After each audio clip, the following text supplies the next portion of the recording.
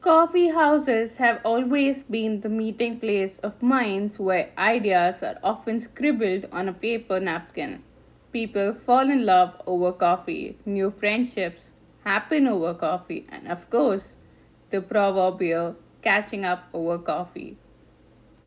But how did the coffee culture start in India? Press the bell icon on YouTube and never miss another update.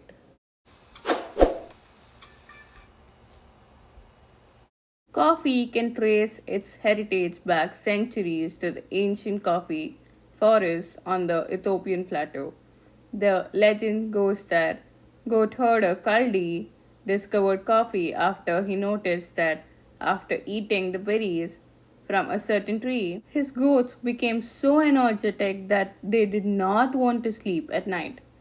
Kaldi reported his findings to the abbot of the local monastery, who made a drink with the berries and found that it kept him alert. Through the long hours of evening prayer, the abbot shared his discovery with the other monks at the monastery, and knowledge of the energizing berries spread east and coffee reached the Arabian Peninsula.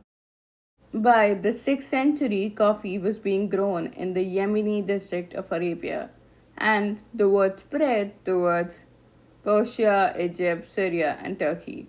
Coffee was not only enjoyed in homes, but was a reason of social activity too.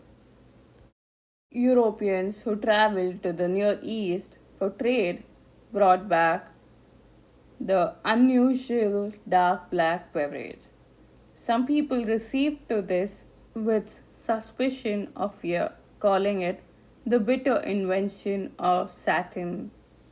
In the mid 16th century, coffee was brought to New Amsterdam, later called New York by the British. Despite such controversies, coffee houses were quickly becoming centers of social activity even in Europe. The major cities to have witnessed this was England, Austria, France, Germany, and Holland. Coffee began to replace the common breakfast drink beverage of the time, beer and wine. For the longest time, the coffee plant was so prized that people were not allowed to carry its seed out of the Arabian Peninsula. The only beans that were allowed to be taken out were roasted and hence sterile, that is, they couldn't be used to grow the coffee plant. This was to ensure that the Middle East retained its monopoly over coffee production. It took a wandering Sufi mystic to change all that in the 16th century. Baba Budan was from Chikmagalur in present day Karnataka, and he lived in a cave on a hill. The Baba was revered by Hindus and Muslims alike, and while on one of his journeys to Mecca for the Haji, he is said to have brought back 7 raw coffee seeds from the port of Mocha in Yemen, hidden in his flowing beard.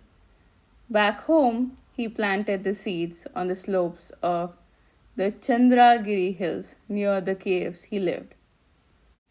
Coffee from these plants was served as a drink to the local people, his followers. Today, coffee is still grown in these hills, and the area is known as Baba Budanagiri, which also houses the saint's tomb. The first actual mention of coffee being consumed comes from the work of Reverend Edward Terry in the court of Emperor Jahangir in 1616. Rev. Terry was the chaplain to Sir Thomas Roe, ambassador of the King of England at Jahangir's fort. Reverend Terry provides the first detailed account of the use of coffee in India. Many of the people there in India who are strict in their religion drink no wine at all, but they use a liquor more wholesome than pleasant.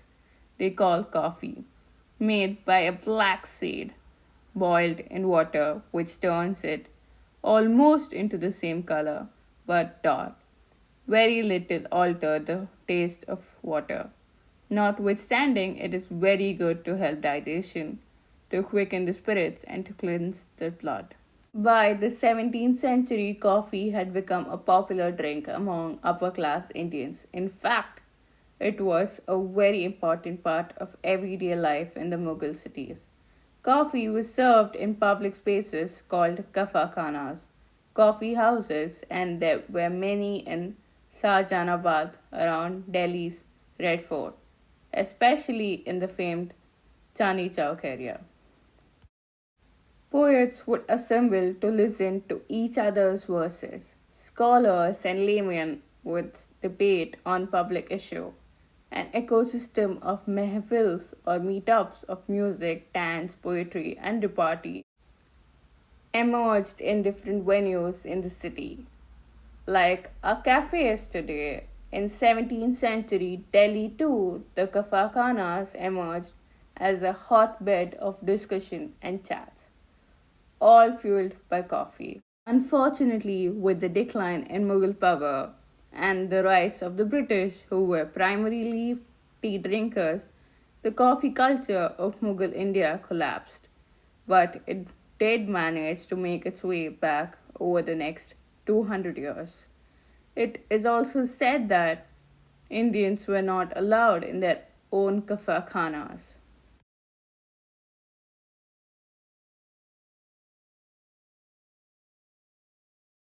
In India, two well known varieties of coffee are grown, the Arabica and Robusta.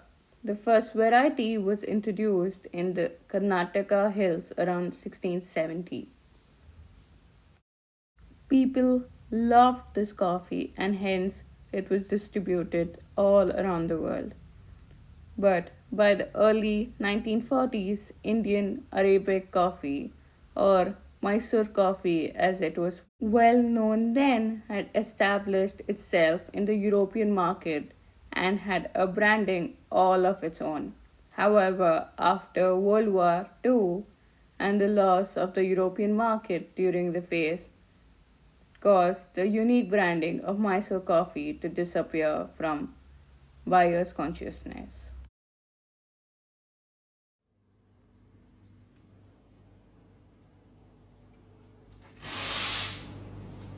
Namaskar. On International World Coffee Day, what do? You make yourself a cup of coffee. Not because it's World International Coffee Day, but because this is something that I do every day. As it says here, I don't have a problem with caffeine, but I have a problem without it. So we're going to get started by making a lovely cup of cappuccino and enjoy the day. Something that I've always believed in is that do something not because it's the day, but you got to do it because you do it 365 days of the year.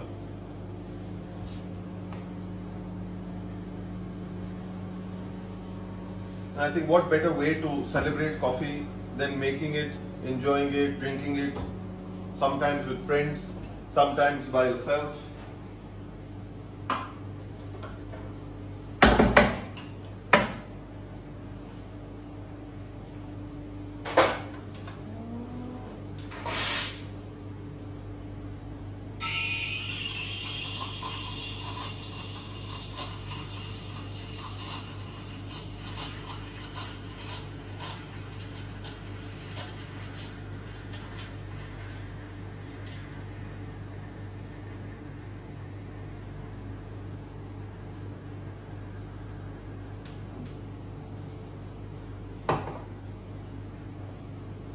You got to clean up your own mess as well. Behind you. There we go.